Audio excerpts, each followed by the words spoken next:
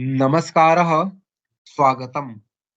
आज की इस वीडियो में हम जानेंगे कक्षा 6 की संस्कृत पाठ्य पुस्तक रुचिरा प्रथमो भागः का अष्टम पाठ सूक्तिस्तवकः। सूक्तिस्तवकः दो शब्दों के मेल से बना है, सूक्ति और स्तवक। इसमें सूक्ति भी दो ही शब्दों के मेल से बना है, सु उपसर्ग के साथ उक्ति। सु का अर्थ होता है अच्छा, जैसे सुयोग्य, सुकोमल। अच्छे के अर्थ में सु उपसर्ग का प्रयोग होता है। और उक्ति का अर्थ है बात, जो हमने मुंह से बोल दी। यानी कि सूक्ति का अर्थ है अच्छी बात। स्तबक, स्तबक का अर्थ होता है जिस प्रकार फूलों का गुच्छा होता है, पुंज होता है, स्तबक का अर्थ भी वैसा ही होता है। समूह, गुच्छा, झुंड, कुछ भी कह सकते हैं। तो सूक्ति स्तबकः का यहाँ पर अर्थ होगा अच्छी बातों का समूह या अच्छी बातों का गुलदस्ता। आइए देखते हैं इस पाठ का हिंदी अनुवाद और अभ्यास प्रश्न। सूक्ति स्तबकः, संस्कृत में जितनी भी सूक्तियां हैं वो लगभग श्लोकों की शैली में हैं। तो इस पाठ में भी श्लोक दिए गए हैं। आइए उनका लय अनुसार उच्चारण करते हैं। पहला है उद्यमेन हि सिद्ध्यन्ति कार्याणि न मनोरथैः न हि सुप्तस्य सिंहस्य प्रविशन्ति मुखे मृगाः। एक बार फिर से देखेंगे। उद्यमेन हि सिद्ध्यन्ति कार्याणि न मनोरथैः न हि सुप्तस्य सिंहस्य प्रविशन्ति मुखे मृगाः। अर्थात परिश्रम करने से ही कार्य सफल होते हैं। उद्यमेन हि सिद्ध्यन्ति कार्याणि, उद्यम से ही, परिश्रम से ही जो है कार्य सिद्ध होते हैं, सफल होते हैं। न मनोरथई, मनोरथ से नहीं, इच्छाओं से नहीं।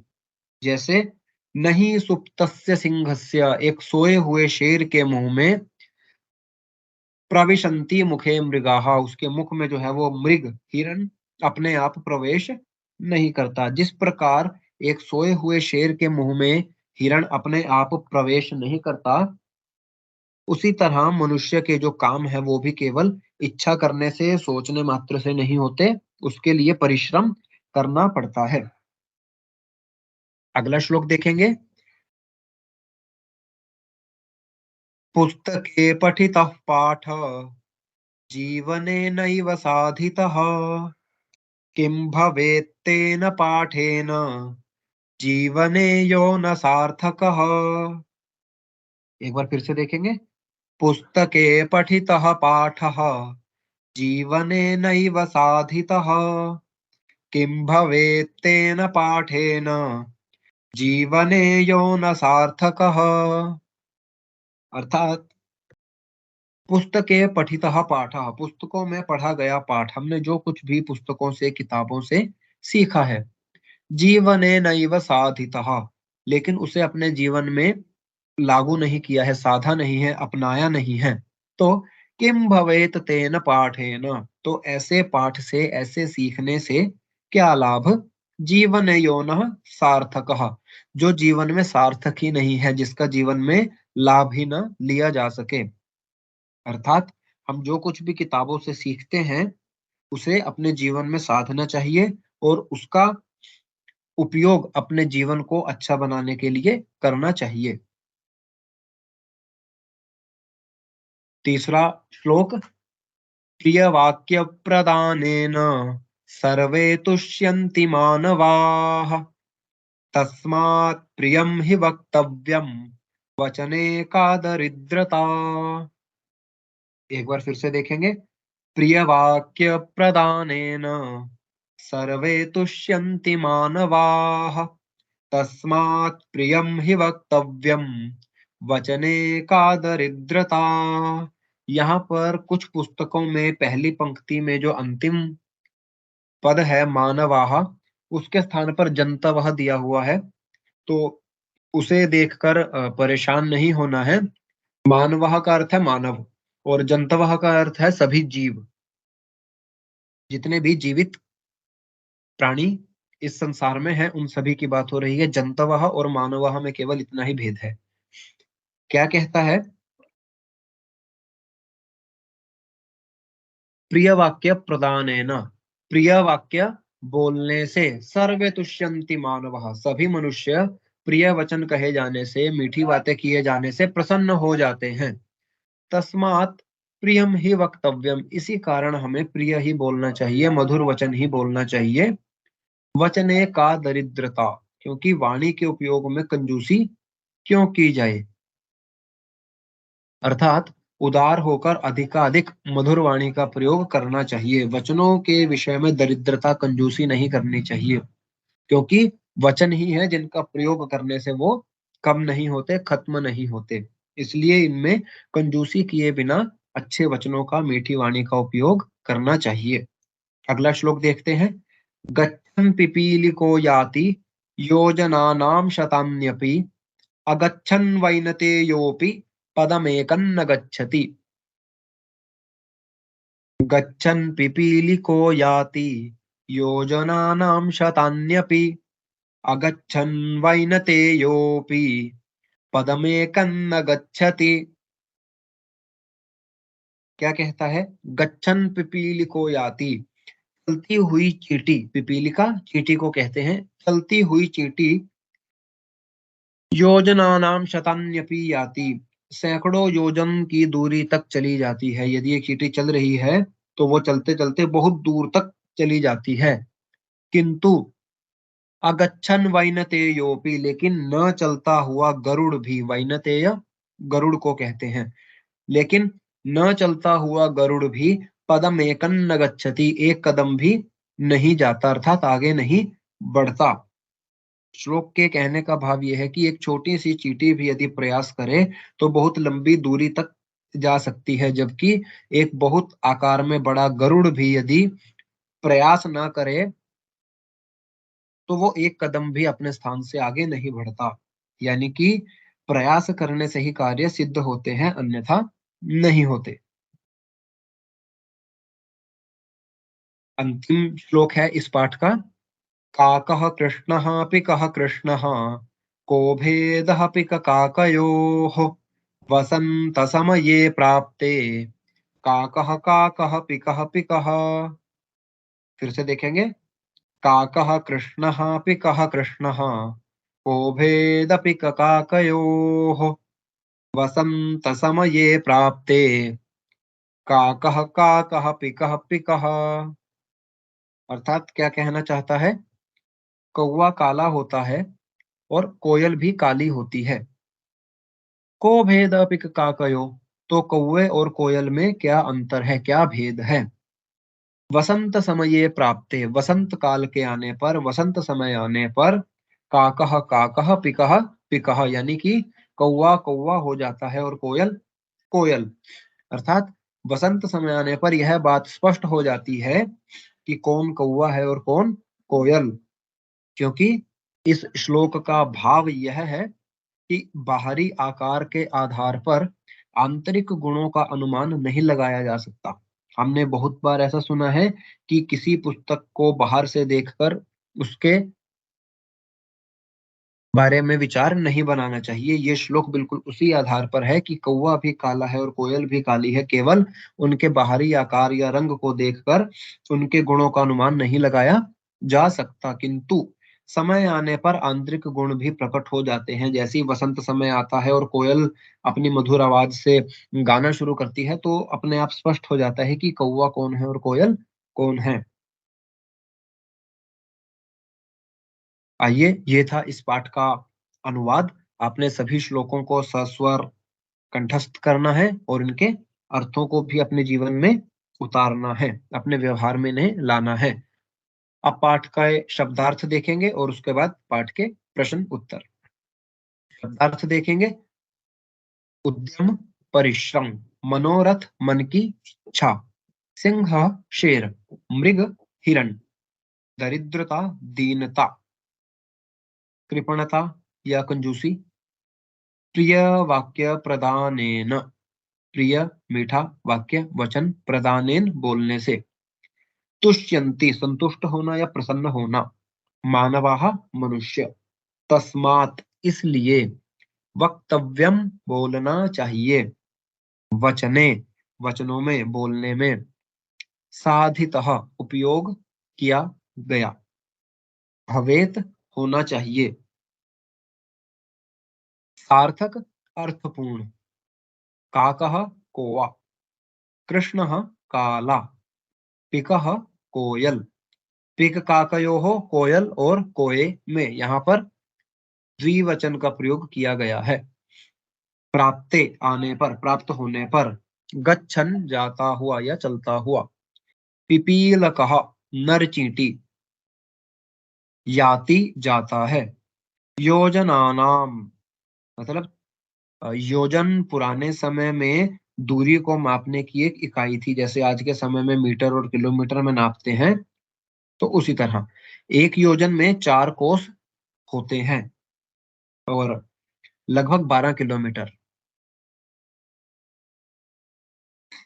शतानी, शतानी 100, संस्कृत में 100 को शत कहते हैं, शतम, शत शत नमन, आपने ऐसा सुना होगा। अगच्छन न चलते हुए, वैनतेयः गरुड़।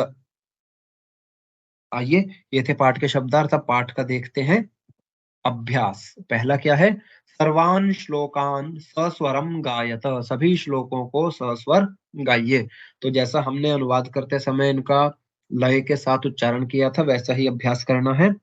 दूसरा देखेंगे, श्लोकांशान योजयत, श्लोकों के अंशों को जोड़ें। श्लोकों की आधी आधी पंक्तियां दी हुई हैं और इन्हें हमने जोड़ना है। मैंने यहाँ पर इन्हें क्रम संख्या के साथ लिखा है, 1 2 3 4 5। अब देखते हैं, तस्मात् प्रियम ही वक्तव्यम, ये कहां पर आएगा? तस्मात् प्रियम ही वक्तव्यम, वचने का दरिद्रता सबसे अंतिम वाला। दूसरा क्या है? गच्छन पिपीलिको याति, चलती हुई चींटी भी चली जाती है, कहाँ? योजनानाम शतान्यपि। तीसरा, प्रिय वाक्य प्रदानेन, क्या आएगा? सबसे पहला, सर्वे तुष्यन्ति जन्तवः। चौथा, किम भवेत् तेन पाठेन, ऐसे पाठ से क्या लाभ जो जीवने यो न सार्थकः। और अंतिम क्या है? काकः कृष्णः पिकः कृष्णः, कौवा भी काला है और कोयल भी काली है, तो फिर को भेदः पिक काकयोः, दोनों में क्या भेद है? आप इस तरह से रेखाएं लगाकर भी कर सकते हैं, या फिर दूसरे तरीके से इस तरह अंक लगाकर भी कर सकते हैं।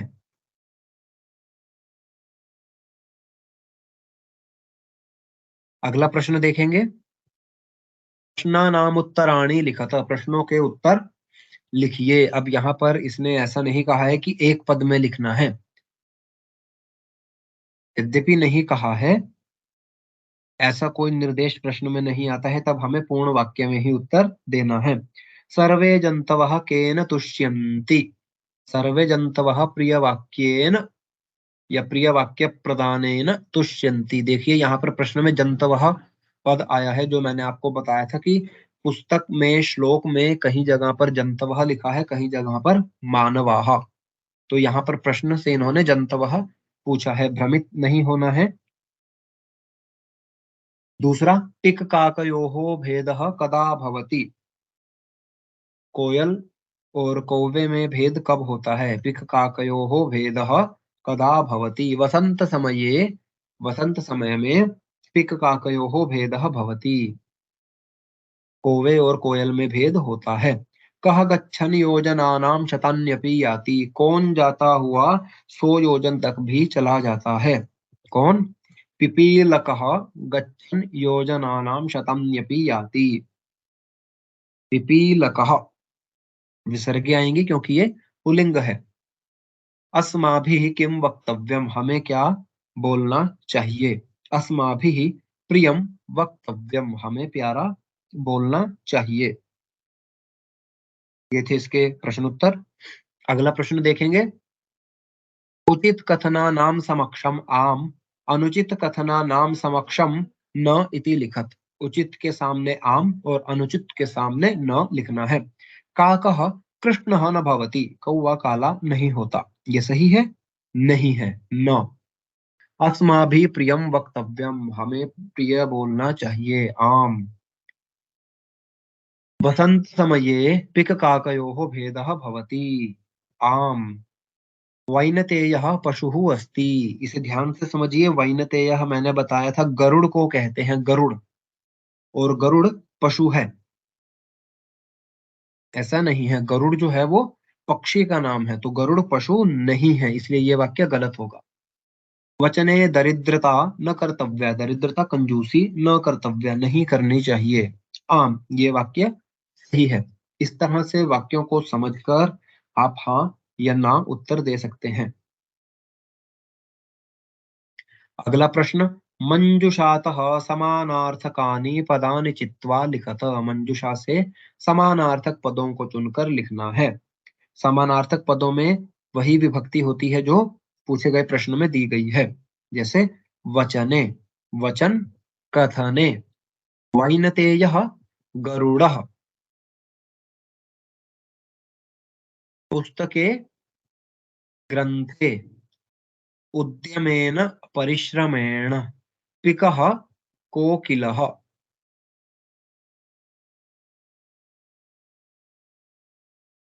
अगला प्रश्न देखेंगे। विलोम पदानि योजयत, अब हमने विलोम पदों को मिलाना है। ध्यान से देखिए, पहला क्या है? सार्थकः, दूसरा कृष्णः, तीसरा अनुक्तम, चौथा गच्छति, और पांचवा जागृतस्य। मिलान करेंगे तो सार्थक का क्या बनेगा? सबसे अंतिम वाला, निरर्थकः। कृष्णः, उसी के सामने श्वेतः। अनुक्तम, उक्तम। गच्छति, आगच्छति। और जागृतस्य, सुप्तस्य। पिछले प्रश्न की तरह है, आप इसे इस तरह रेखांकित करके भी कर सकते हैं, या फिर इनके पीछे इनका क्रम संख्या लिखकर भी कर सकते हैं। तो ये था इस पाठ का अंतिम प्रश्न, और इसके साथ ही हमने पाठ का अनुवाद और पाठ का अभ्यास दोनों कर लिए हैं। आपने श्लोकों को गाने का, उन्हें लय के साथ बोलने का अभ्यास करना है, और उसमें कही गई बात को अपने जीवन में अपनाना है।